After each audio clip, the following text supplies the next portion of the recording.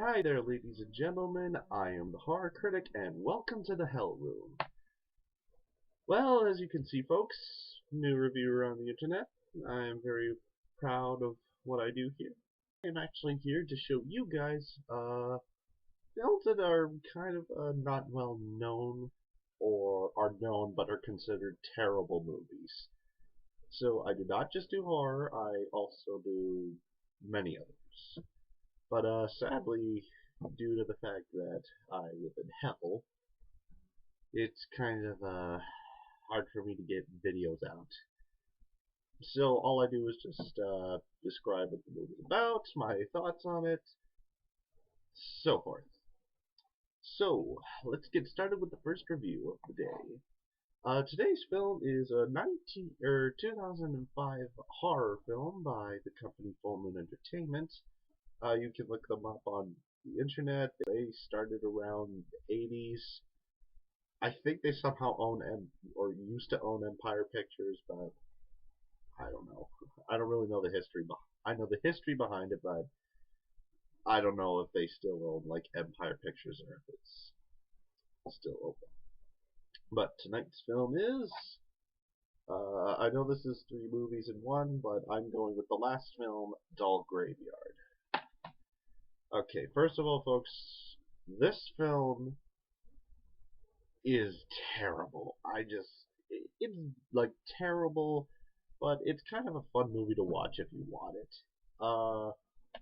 So, to describe the film. So, Doll Graveyard was created in 2005, as I said, and it was done by the infamous man Charles Band, who is the current founder and owner of Full Moon Entertainment. This was done by two other companies, but it really doesn't matter. Well, it matters, but you get my thing. So, let's start off with what the story's about. Well, let me go through my scripts here. Ha! Here it is. Messed up. Alright. So let's start off with the story. As he walked through the Nile, he met this beautiful... Excuse me, folks. It's just wrong script. That's the hell I was doing. Don't worry, we'll get to that. Aha! There it is. Alright. Dear, oh dear, oh dear. I really have to organize my stuff. Let's read. Okay. Act 1, Scene 1.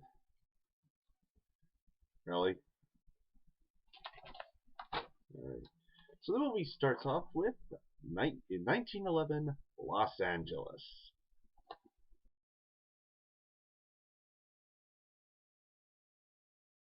Good time. Real good times. It starts off with a little girl playing with her dolls. Very innocent indeed.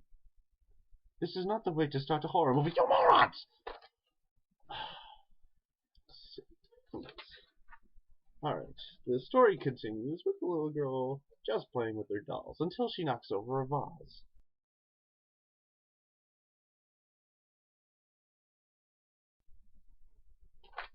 Okay, and she's frightened with her father coming.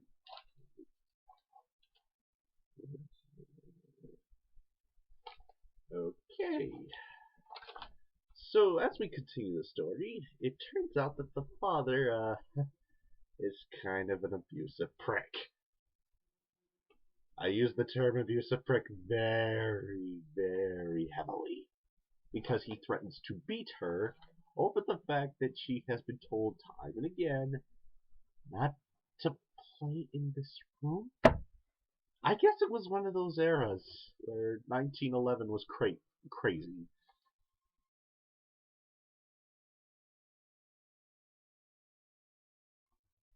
This really doesn't make any sense. So, next chapter. As we continue through the storyline,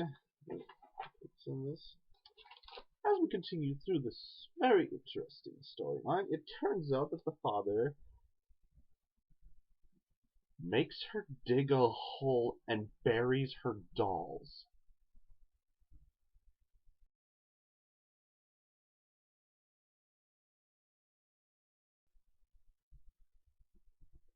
Over a vase. And the fact that your daughter doesn't listen to you. You abusive prick.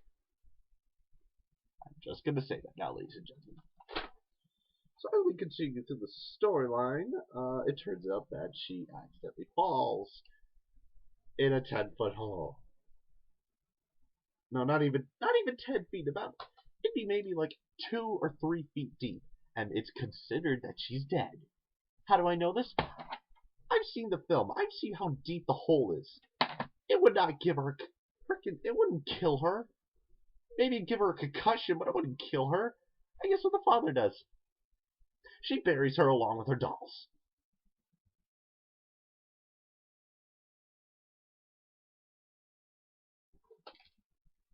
You douchebag or something?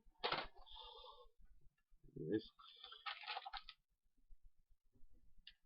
Next chapter.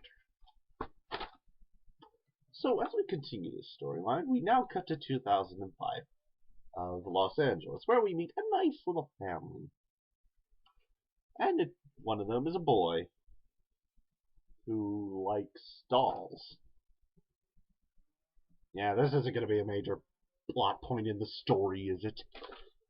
Anyways, he talks to his dad, who for some reason looks like the father of the little girl that just recently died.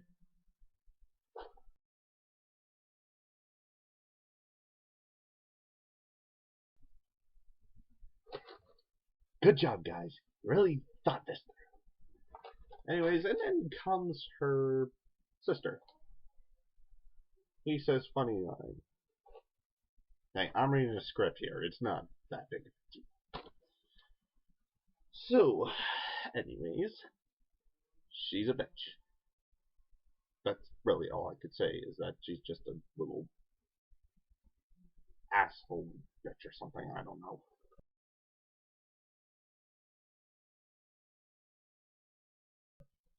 Apologize for my French. So, as we continue, she wants to have a party. Well, who? 16 or 18? 18. I was 2 years off. 18-year-old girl doesn't want a party. Well, the dad says no because he's going out to town. I was correct. I just double checked. Alright, so the next part is that her friends break in while her brother knows it. But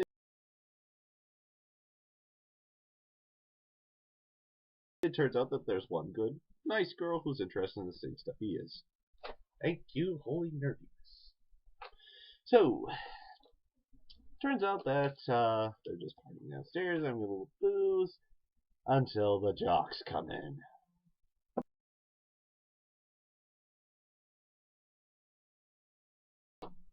Oh, good, because we need the jocks.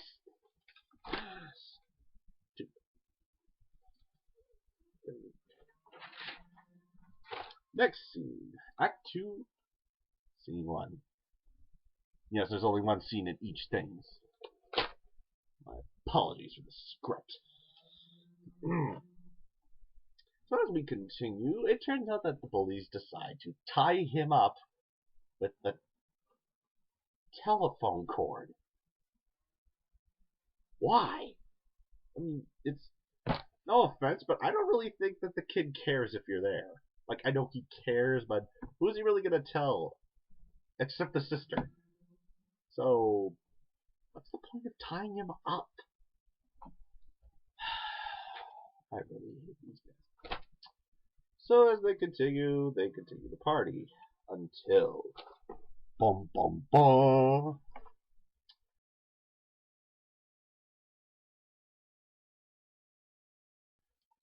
The girl's soul or spirit talks to this young boy and brings her.